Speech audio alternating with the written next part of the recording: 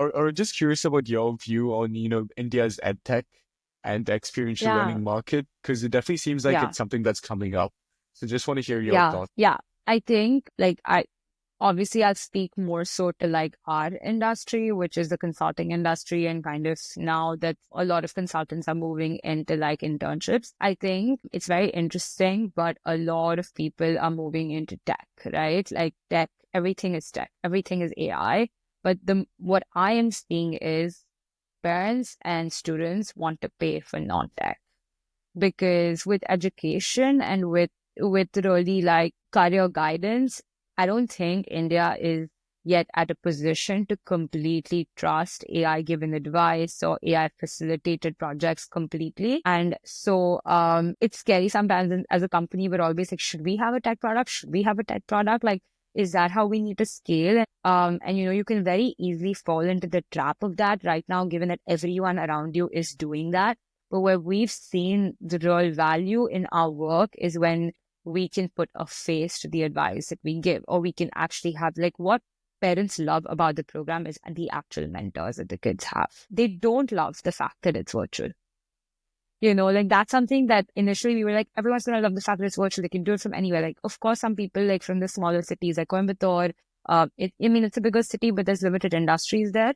They like it because they are like, now I can access an internship in Delhi or I can access an internship in Bangalore. For them, it's really great. But the first question a lot of parents ask is like, okay, if it's virtual, are they just going to be watching sessions online? Because I think the more tech driven we've become, I think parents and also students have started yearning a bit more for experiences that are non technical or just human interaction, right? Because, and I say that all the time, it's like some people come to us and say, oh, like, is this internship going to be like learning how to code? And I'm like, yeah, it is, but we're not going to teach you how to code because there's 100 other products and, courses out there that will teach you to do that better than we will. What we will do is we will connect you to a real company, a real person, a human being, and a mentor that you can apply your code towards, or you can apply your code towards the challenge. And so I think just from my perspective, there's so much competition in this space. I think there's like two kinds of companies that are emerging. One that's like doing this super hyper manual, hyper people oriented processes, but charging like more than $2,000 for it. And then there's people that are like coming in and saying, oh, hey, like watch this series of 7 videos and do this one project that align with these 7 videos. And that's an internship. And then coming in at a price point of maybe like, $60. And I think, it's really about like what market you're targeting.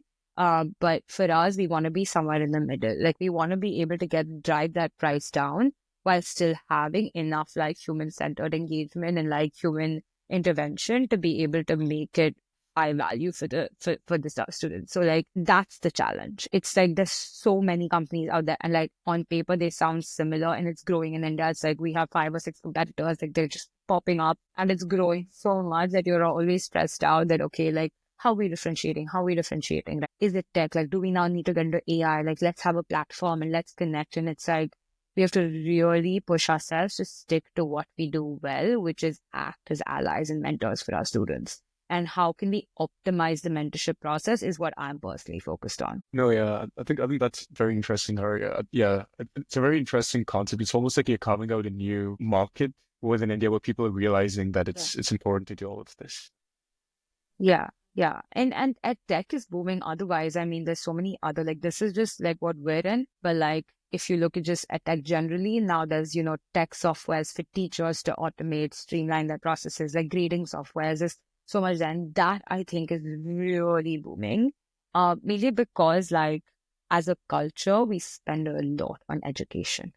Like the education industry in India is insane, right? Like we are fueling economies abroad because of the number of people who are sending abroad. So from a market perspective, like it's really large market. And so there's space for a lot of companies to come in and EdTech is huge. I think like with AI, it's going to be even bigger. My question would be kind of like, do you have to be an AI to like make it big within tech? Or like, are we still an economy where I will still it's like, our parents, like, they still sort of prefer real estate investments to the stock market.